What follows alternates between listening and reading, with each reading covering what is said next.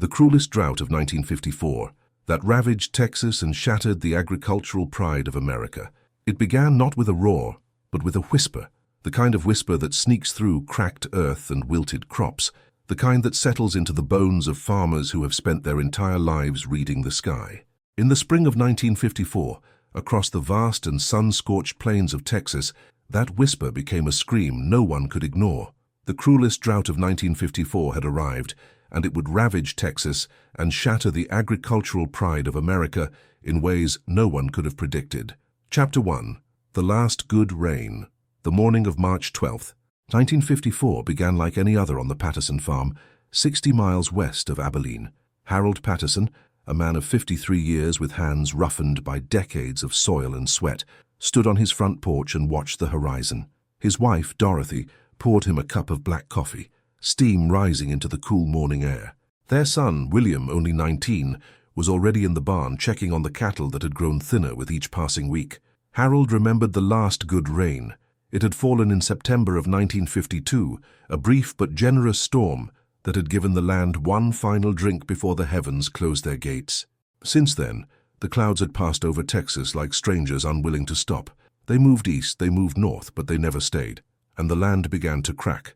The Patterson family was not alone in their suffering. Across the state, from the Panhandle to the Rio Grande Valley, farmers and ranchers watched their livelihoods wither under a relentless sun. The drought had begun in 1950, a slow and creeping disaster that most believed would pass, but by 1954 it had become something else entirely. It had become a siege. In the small town of Sweetwater, population 3,000, the effects were visible on every corner. The general store, run by a man named George Caldwell, had seen its shelves grow sparse. Farmers who once paid in cash now asked for credit. Ranchers who once drove trucks full of cattle to market now walked home empty-handed, their animals too weak to sell, too costly to feed. The children of Sweetwater noticed it too. In the schoolyard, dust devils spun where grass once grew. The playground equipment, once bright red, had faded to a dull orange under the constant assault of wind and sand. Teachers kept windows closed, but the dust found its way in anyway, coating desks and filling lungs with the taste of a dying land. Dorothy Patterson often spoke of the dust. She swept it from her floors 3 times a day, but it always returned. It settled on the dishes, on the bedsheets, on the photographs that lined the hallway of their modest farmhouse. She told her husband that the dust was trying to bury them alive, slowly and patiently, one grain at a time. But Harold Patterson was not a man who gave up easily. His father had farmed this land before him, and his grandfather before that. The Pattersons had survived the Dust Bowl of the 1930s, though barely. They had rebuilt what the wind had taken. They had planted new crops, raised new cattle, and watched the land recover. Harold believed they could do it again. He had to believe it. Yet the numbers told a different story. By the spring of 1954, Texas had lost more than half of its cotton crop. Wheat production had plummeted to levels not seen since the Great Depression. Cattle ranchers were forced to sell their herds at a fraction of their value, or worse, watch them perish from thirst and hunger. The economic toll was staggering, but the human toll was immeasurable. In the town of Big Spring, a farmer named Robert Ellis made a decision that would haunt him for the rest of his life. Unable to feed his livestock, unable to pay his debts, and unable to see a future on the land his family had worked for 3 generations, he loaded his wife and 3 children into their pickup truck and drove east. They left behind everything they had built, everything they had known. They left behind the graves of their ancestors, buried in the small cemetery on the hill overlooking their farm. They left behind the drought, but they carried its scars with them forever. The Ellis family was one of thousands who fled Texas during those desperate years. They called it the Second Exodus, a migration born not of hope, but of despair. Families scattered across the country, seeking work in cities they had never seen, living in conditions they had never imagined. The agricultural pride of Texas, once a source of boundless confidence, had been shattered by forces beyond any human control. But not everyone left. Some stayed to fight, to endure, to wait for the rain that seemed as distant as the stars. Harold Patterson was one of them. Every morning he rose before dawn and walked his fields, searching for any sign of life. Every evening he sat on his porch and watched the sky, hoping to see the clouds that never came. And every night he prayed for his family, for his neighbors, and for the land that had given his ancestors everything they had. The drought of 1954 was not merely a weather event. It was a test of character, a trial of faith, and a reminder that nature could not be conquered, only respected. Those who lived through it would never forget its lessons. Those who perished from its effects would be remembered as victims of a tragedy that could have been prevented, if only the warning signs had been heeded sooner.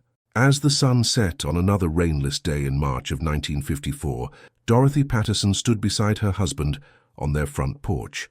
She took his hand in hers, feeling the calluses that told the story of his life. She did not speak, for there were no words that could ease their burden, but in that silence, there was something stronger than words. There was love, there was resilience, there was the unspoken promise that whatever came next, they would face it together.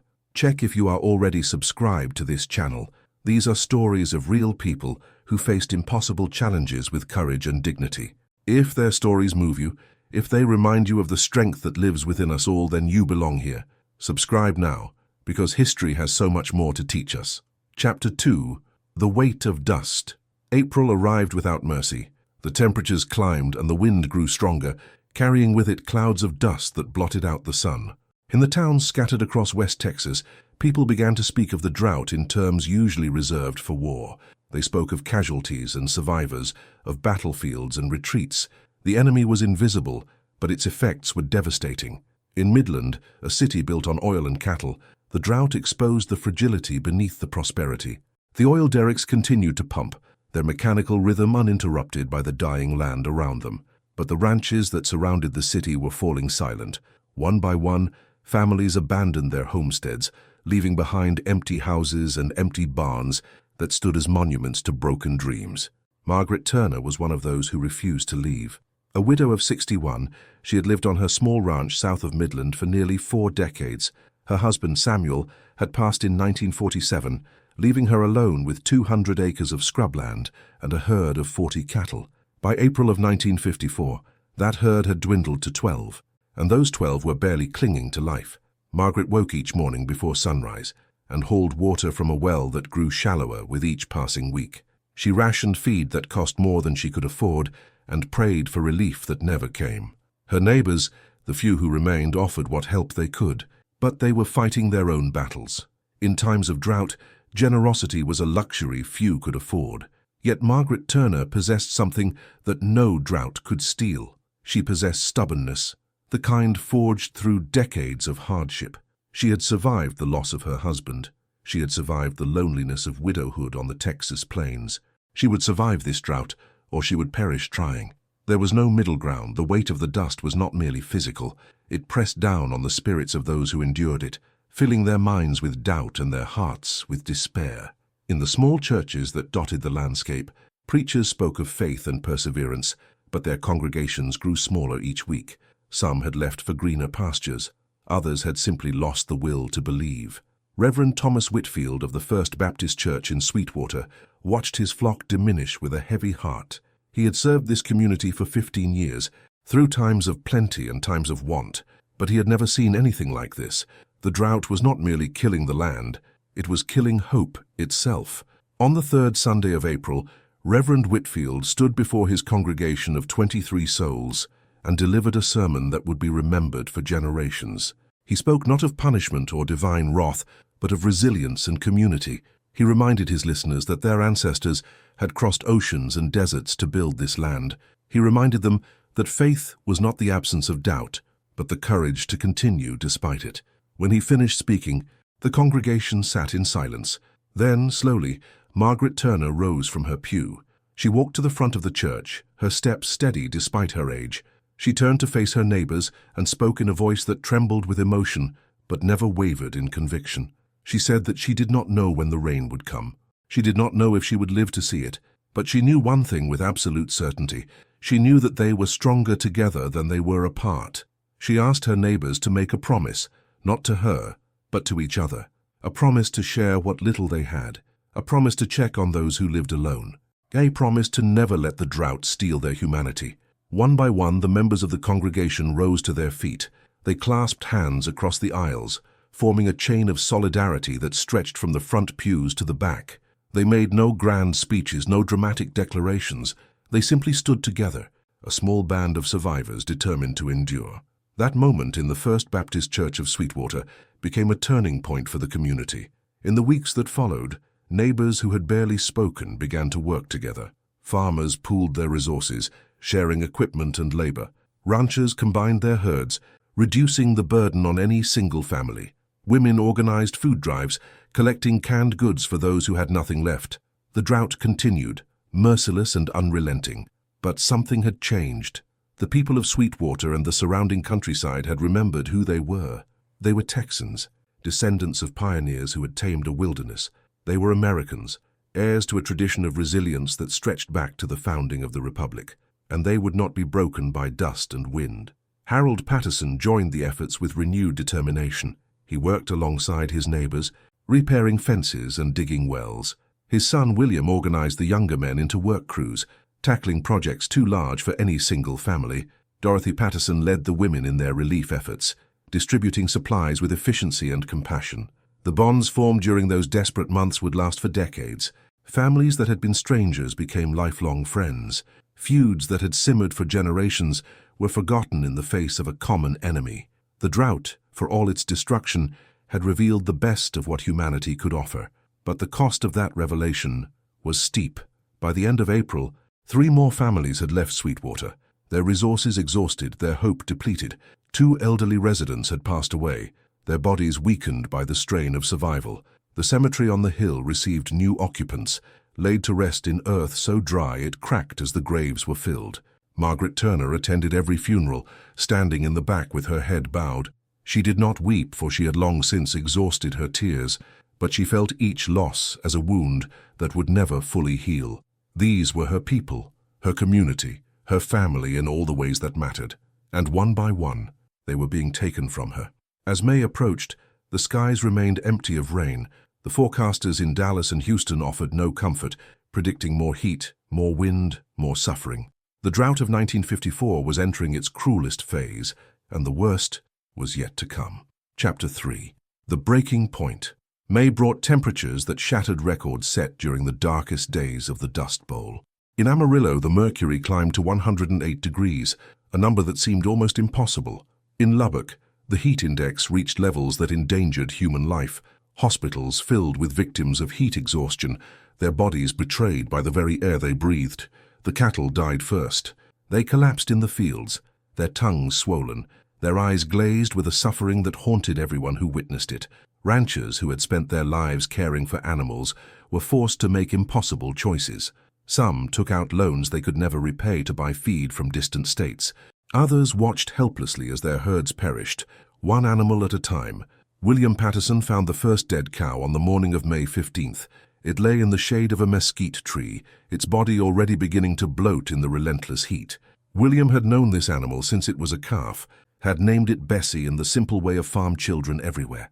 Now Bessie was gone, and with her went another piece of William's childhood innocence. He buried the cow that afternoon, digging a grave in earth so hard it took him 3 hours to complete. His father offered to help, but William refused.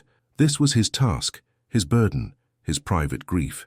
When he finally patted down the last shovelful of dirt, he stood for a long moment in silence, then returned to the house without a word.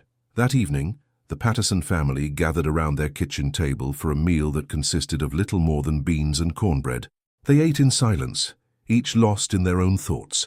The weight of the drought pressed down on them heavier than ever before. Dorothy finally broke the silence. She asked her husband and son to listen carefully, for she had something important to say. She told them that she had been doing the accounts, and the numbers did not lie. At their current rate, they would be bankrupt by August. They could not buy feed, could not pay their debts, could not continue as they had been. Harold Patterson set down his fork and looked at his wife. His face was lined with exhaustion, his eyes shadowed with worry. But when he spoke, his voice was steady. He told her that he knew the situation was desperate. He had known it for months, but he was not ready to give up. Not yet. There had to be another way. William spoke next, his voice barely above a whisper. He suggested that perhaps they should consider leaving. Like the Ellis family and so many others, perhaps there was no shame in admitting defeat, in seeking a new start somewhere else. The silence that followed was absolute. Harold and Dorothy exchanged a look that contained volumes of unspoken communication. Then Harold shook his head slowly. He said that the Pattersons had worked this land for 3 generations. His grandfather had built this house with his own hands. His father had survived the Dust Bowl when everyone said it was impossible. He could not abandon that legacy, not while there was still breath in his body. Dorothy reached across the table and took her husband's hand. She told him that she understood, and that she would stand beside him whatever he decided. But she also reminded him that their legacy was not just the land, it was the family. It was William and the children he might one day have. If staying meant losing everything, including their lives, then perhaps leaving was not defeat. Perhaps it was wisdom. The conversation continued late into the night, voices rising and falling in the darkness. No decision was reached, no resolution found, but something had shifted in the Patterson household. For the first time, they had spoken openly about the possibility of failure. For the first time, they had acknowledged that the drought might win. In towns across Texas, similar conversations were taking place. Families gathered around kitchen tables, weighing their options, counting their losses. The drought had become more than a natural disaster. It had become a crucible, testing the limits of human endurance and the strength of the human spirit. At the First Baptist Church of Sweetwater, Reverend Whitfield organized a community meeting to discuss the crisis. The church hall filled with farmers and ranchers, their faces weathered by sun and worry. They came seeking answers, seeking guidance, seeking any glimmer of hope in a world that seemed determined to crush them. The meeting lasted for hours. People shared their stories, their fears, their desperate plans. Some spoke of government assistance that seemed perpetually delayed. Others spoke of private charities that were overwhelmed by the scale of the disaster. A few spoke of simply waiting for the rain, trusting in a providence that had seemingly abandoned them. Near the end of the meeting, a young woman stood up. Her name was Sarah Mitchell, a schoolteacher who had grown up on a farm not far from Sweetwater. She was 26 years old, unmarried, and known throughout the community for her quiet determination. Sarah spoke with a passion that surprised everyone in the room. She said that she had been listening carefully, and she had noticed something important. Everyone was talking about survival, everyone was talking about enduring, but no one was talking about fighting back. No one was talking about demanding the help that their government owed them. She reminded the crowd that they were citizens of the richest nation on earth. Their taxes paid for roads and bridges and military bases. Their sons had fought and died in wars on distant shores. Now their families were starving, their farms were failing, and where was their country? Where were the leaders who had promised to protect them? Sarah proposed that they organize, not just to share resources among themselves, but to demand action from Austin and Washington. They should write letters, make phone calls, send delegations to meet with their representatives. They should make their voices heard so loudly that no politician could ignore them. The crowd erupted in discussion. Some agreed enthusiastically, eager for any form of action. Others expressed doubt, questioning whether their efforts could make any difference against the vast machinery of government. But Sarah's words had planted a seed, and that seed would grow in the weeks to come. If you are watching this now, feeling the weight of this story pressing on your heart, then I want you to do something for me. Leave a comment saying, "Their resilience inspires me." Let me know that you are here, that you are listening, that their struggle means something to you. Your comment is more than just words on a screen. It is a connection across time, a bridge between their suffering and our memory. Chapter 4. The Response. June arrived with no relief. The heat continued, the dust continued, and the dying continued. But something else was happening as well. The people of Texas were beginning to organize, to demand, to fight back against the forces that threatened to destroy them. Sarah Mitchell's call to action had resonated far beyond the church hall in Sweetwater. Within weeks, similar meetings were being held in towns throughout West Texas. Farmers and ranchers who had never considered themselves political began writing letters to their congressmen. Women who had spent their lives focused on home and family began organizing committees and delegations. The movement grew slowly at first, then with gathering momentum. Local newspapers, desperate for any story that was not simply another catalogue of disaster, began covering the organizing efforts. Radio stations broadcast interviews with farmers demanding government assistance. The voices of the drought-stricken began to reach audiences far beyond the Texas plains. In Washington, the response was initially tepid. Politicians expressed sympathy but offered little concrete action. The federal budget was constrained, they explained. Other priorities demanded attention. The drought was certainly unfortunate, but surely it would end soon, as all droughts eventually did. But the organizers persisted. They collected data on crop losses and cattle deaths. They documented cases of families forced to abandon their homes. They compiled evidence of economic devastation that stretched across multiple states, and they continued to demand action, refusing to accept polite sympathy as a substitute for real help. Harold Patterson found himself drawn into the movement almost despite himself. He had never been a man for politics, preferring the quiet work of the farm to the noisy debates of the public arena. But the desperation of his situation left him no choice. If the government could help, then the government must be convinced to act. He joined a delegation that traveled to Austin in mid-June to meet with state officials. The group consisted of 12 farmers and ranchers from across West Texas, men and women who had left their struggling homesteads in the care of neighbors to make their voices heard. They traveled in a convoy of battered trucks and aging sedans, arriving in the state capitol with dust still clinging to their clothes. The meetings in Austin were frustrating but illuminating. State officials listened politely, nodded sympathetically, and explained in great detail why immediate action was difficult. Budget constraints, they said. Competing priorities, they said. The complexity of coordinating relief efforts across such a vast area, they said. But the delegation also made connections that would prove valuable in the months to come. They met with journalists who promised to publicize their plight. They connected with officials who genuinely wanted to help, but were constrained by bureaucratic obstacles. They learned how the system worked and how it might be made to work for them. When Harold Patterson returned home, he was changed. He had seen the machinery of government up close, and he understood both its limitations and its possibilities. He knew that change would not come easily or quickly, but he also knew that change could come if enough people pushed hard enough.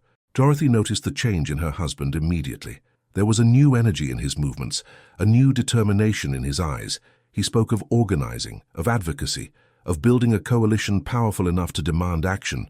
The man who had once focused solely on his own land was now thinking in broader terms. Seeing himself as part of a larger struggle, William Patterson threw himself into the effort with the enthusiasm of youth. He traveled throughout the region, attending meetings, making connections, spreading the word. He discovered skills he never knew he possessed, an ability to speak persuasively, to inspire others, to transform despair into action. The drought was still killing the land, but it was also forging new leaders from the crucible of crisis. By July, the organizing efforts had produced results. A coalition of drought-affected states had formed, presenting a united front to federal officials. Congressional hearings were scheduled, providing a platform for farmers to share their stories with the nation. The press coverage intensified, bringing the reality of the drought into living rooms across America. The federal government finally began to respond. Emergency loans were made available to struggling farmers. Surplus grain was released from government stockpiles and distributed to those in need. Programs were established to purchase cattle from ranchers who could no longer afford to feed them, providing at least some income to families on the brink of ruin.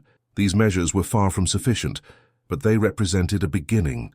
They demonstrated that the voices of ordinary citizens could influence the actions of their government.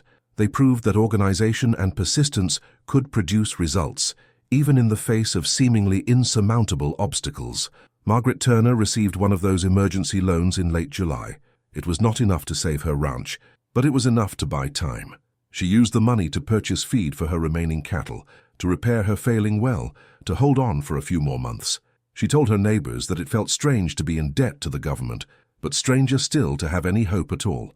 The community of Sweetwater rallied around its most vulnerable members. Church groups organized regular checks on elderly residents living alone. Farmers shared equipment and labor more extensively than ever before. The relief efforts, though inadequate to the scale of the disaster, were distributed fairly, with those in greatest need receiving priority. The drought continued through the summer, relentless and merciless. But the response to the drought had changed. No longer were families suffering in isolation, each fighting a private battle against impossible odds. Now they were part of something larger, a movement that spanned states and reached the halls of power. They were no longer victims waiting for rescue. They were citizens demanding their rights. Chapter 5. The long summer August brought a brief respite from the heat, but not from the drought. Temperatures dropped by a few degrees, enough to make daily life slightly less unbearable, but the rains still refused to fall. The land remained parched, cracked, dying, and the people who worked that land continued their struggle for survival. The Patterson family had made a decision. They would stay at least through the fall harvest, such as it was. The emergency loan had bought them time, and the organizing efforts had given them hope. Harold believed that the worst was behind them, that the rains would come eventually, that persistence would be rewarded. Dorothy was less certain. She watched her husband work himself to exhaustion each day, his body growing thinner, his face growing older. She watched her son pour his energy into political organizing, while the farm demanded attention he could not spare. She wondered how much longer they could continue before something broke, but she said nothing of her doubts. Instead, she focused on the daily tasks that kept the household functioning. She prepared meals from ever-dwindling supplies, stretching ingredients that once would have fed them for days into provisions for weeks. She mended clothes that should have been replaced years ago. She swept the dust that never stopped accumulating. The community continued to pull together. The church organized weekly dinners where families shared whatever food they could spare. The school, despite the challenges, remained open, providing children with both education and a sense of normalcy. Local businesses extended credit to customers they knew could never repay, understanding that their own survival depended on the survival of the community as a whole. In early August, a traveling reporter from a major eastern newspaper arrived in Sweetwater. His name was James Morrison, and he had been sent to document the human impact of the drought for readers who knew little of Texas beyond cowboy movies and tall tales. What he found would change his understanding of his own country. James spent 2 weeks in the region, visiting farms and ranches, interviewing families, photographing the devastation. He attended church services and community meetings. He sat on porches with elderly farmers who remembered droughts past and wondered if they would live to see rains future. He listened to their stories with a humility that earned their respect. When James Morrison returned to the East Coast, he wrote a series of articles that brought the Texas drought to national attention. His words painted pictures of suffering and resilience, of loss and solidarity. He described the dust that coated everything, the animals that died in the fields, the families that clung to hope against all evidence. But he also wrote of courage. He wrote of Margaret Turner, the widow who refused to leave her land. He wrote of Harold Patterson, the farmer who had become an advocate for his community. He wrote of Sarah Mitchell, the school teacher who had sparked a movement. He wrote of ordinary people doing extraordinary things in the face of disaster. The articles generated an outpouring of response from readers across the country. Donations flowed into relief organizations. Volunteers offered to travel to Texas to help with recovery efforts. Politicians who had ignored the crisis found themselves facing questions from constituents who demanded to know what was being done. The Patterson family received letters from strangers, people moved by James Morrison's articles, who wanted to express their support. One letter came from a woman in Vermont who had enclosed a $5 bill, an act of generosity from someone who clearly had little to spare herself. Another came from a retired farmer in Iowa who offered practical advice based on his own experience with drought. These connections across distance reminded the people of Texas that they were not alone. Their struggle was being witnessed, their suffering was being acknowledged, their resilience was being celebrated. In a world that often felt indifferent to their fate, these small gestures of solidarity meant more than anyone outside the drought zone could understand. September arrived with whispers of change. The meteorologists in Dallas reported the possibility of a cold front moving down from the north, carrying moisture from the Gulf. It was not a promise, merely a possibility, but it was enough to spark hope in hearts that had forgotten what hope felt like. On the evening of September 14th, Harold Patterson stood on his porch and watched the sky. There were clouds to the north, dark and heavy, clouds that looked different from the empty formations that had teased them for so long. He called to Dorothy, and she came to stand beside him, her hand finding his in the growing darkness. William joined them, and the three stood together, watching and waiting. Neighbors emerged from their own homes, drawn by some unspoken understanding that something was about to happen. Along the dirt roads that connected the farms of West Texas, people gathered in the gathering dusk, their faces turned toward the sky. The first drops fell at 10:17 in the evening. They were hesitant at first, scattered, uncertain, but they were followed by more drops, and then more, until the scattered drops became a steady rain. Not a thunderstorm, not a deluge, but a gentle, persistent rain that soaked into the earth and washed the dust from the air. Dorothy Patterson began to cry. She had not cried throughout the long months of drought, through all the losses and all the fear. But now, with the rain falling on her face, mixing with her tears, she wept with a release that seemed to empty her of every emotion she had suppressed. Harold held his wife as she cried, his own eyes moist, his own heart overflowing. Around them, across the Texas plains, similar scenes were unfolding. Families embraced. Neighbors shouted to each other across the darkness. Some fell to their knees in gratitude. Others danced in the mud that was forming at their feet. The rain continued through the night and into the next day. It was not enough to end the drought, not nearly enough to restore what had been lost, but it was a beginning, a sign that the heavens had not permanently closed their gates. It was permission to hope again. Chapter 6. The Reckoning. The rain of September 14th was the first of several storms that would gradually end the drought of 1954. The process was slow, measured in months rather than days, but it was unmistakable. The land that had been dying began, tentatively, to live again. But the reckoning that followed the drought was not simply a matter of recovery. It was also a matter of remembrance, of accountability, of learning lessons that might prevent similar disasters in the future. The people of Texas had survived the cruelest drought in living memory, but they emerged from that survival changed, both individually and collectively. The Patterson family stayed on their land. The rain and the relief efforts and their own stubborn persistence had been enough to pull them through. Harold Patterson would never fully recover his strength, his body permanently marked by the strain of those terrible years, but he continued to work his fields until the day he died, passing on to his son a legacy of resilience that no drought could destroy. William Patterson eventually became a leader in the agricultural community, advocating for policies that would help farmers withstand future disasters. He married a young woman from a neighboring farm, and together they raised children who learned from their earliest years the importance of community, of preparation, of never taking the rain for granted. Dorothy Patterson lived to see grandchildren playing on the same land where she had swept dust 3 times a day during the drought. She told them stories of those years, not to frighten them, but to teach them. She wanted them to understand that hardship was part of life, but so was overcoming hardship. She wanted them to know that their family had faced the worst and survived. Margaret Turner passed away in the spring of 1956, never having fully recovered from the physical toll of the drought years. But she died on her own land, in her own bed, surrounded by neighbors who had become family during the crisis. Her ranch was eventually purchased by a young couple from California, newcomers who knew nothing of her story. But those who remembered made sure that story was not forgotten. Sarah Mitchell continued her work as a schoolteacher and community organizer for many years.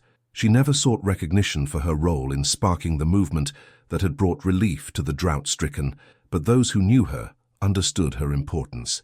She eventually married Reverend Whitfield, and together they served the community of Sweetwater until their retirement. The drought of 1954 left scars on the land that took years to heal. Some areas never fully recovered, their soil too damaged, their aquifers too depleted. Ghost towns dotted the Texas landscape, abandoned farms and empty buildings that stood as monuments to those who had been forced to leave. But the drought also left a legacy of change. The organizing efforts that had emerged during the crisis continued afterward, evolving into permanent institutions that advocated for agricultural interests. Government programs established in response to the drought remained in place, providing a safety net for farmers facing future disasters. The lessons learned during those terrible years informed policies that would shape American agriculture for generations. The story of the drought of 1954 is not simply a story of suffering. It is a story of response, of adaptation, of the human capacity to face overwhelming challenges and find ways to survive them. It is a story that reminds us of both the fragility and the resilience of the systems on which we depend. Those who lived through the drought carried its memories with them for the rest of their lives. They remembered the dust that coated everything, the animals that died in the fields, the families that were forced to flee. But they also remembered the moments of solidarity, the acts of kindness, the unexpected discoveries of strength and courage. Harold Patterson often told his grandchildren that the drought had taught him something he might never have learned otherwise. He learned that individual effort, however heroic, was never enough. He learned that survival depended on community, on the willingness of neighbors to help neighbors, of strangers to help strangers. He learned that asking for help was not weakness, but wisdom. Dorothy Patterson added her own lesson. She taught her grandchildren that hope was not passive, not simply waiting for things to improve. Hope was active. Hope was sweeping the dust 3 times a day because you believed there would be a day when you would not have to sweep at all. Hope was planting seeds in cracked earth because you believed the rain would eventually come. Hope was refusing to give up.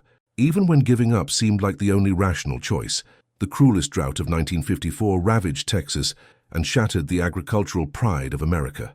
That much is historical fact, recorded in statistics and documents and the memories of those who survived. But the full story of that drought includes not just the destruction, but also the response to that destruction. It includes the courage of farmers who refused to flee, the determination of communities that pulled together, the persistence of citizens who demanded action from their government. In the end, the drought was defeated not by any single act of heroism or any single policy initiative. It was defeated by the accumulated efforts of thousands of ordinary people who refused to accept that their situation was hopeless. It was defeated by the rain that finally fell and the resilience that ensured there would be someone left to receive it. The land healed, slowly but surely. The crops returned, the cattle multiplied, the towns that had seemed on the verge of extinction found new life, and the people who had survived the drought discovered that they were capable of more than they had ever imagined. That is the true legacy of the drought of 1954.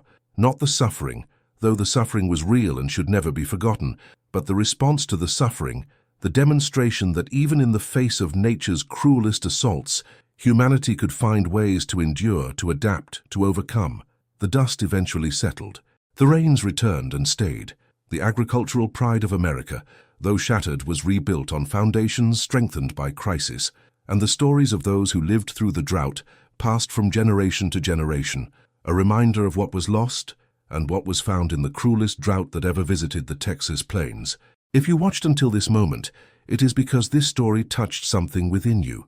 It is because you understood that the struggle of Harold and Dorothy Patterson, of Margaret Turner and Sarah Mitchell, is in some way the struggle of all of us who have faced challenges that seemed impossible to overcome. I want to thank you for staying with me through this journey. Your presence here means more than you know. If this story moved you, if it reminded you of the strength that lives within ordinary people facing extraordinary circumstances, then I have a simple request. Leave a comment saying, "I watched until the end." This simple message tells me that you are one of the special people who truly connects with these stories. It helps me understand who is watching and what stories resonate most deeply with this community. If you have not already subscribed to this channel, I invite you to do so now. Every week, I share stories like this one, stories of resilience and courage, of tragedy and triumph. By subscribing, you become part of a community that values history, that honors the memory of those who came before, that finds inspiration in the struggles of the past. Please also take a moment to like this video. Your like helps more people discover these stories, spreading the message of human resilience to audiences around the world. And if you know someone who would appreciate this story, share it with them. The lessons of the drought of 1954 are as relevant today as they were 70 years ago. Thank you for watching. Thank you for listening. Thank you for remembering. The dust has settled, but the stories remain. And as long as there are people willing to hear them, the courage of those who survived will never be forgotten.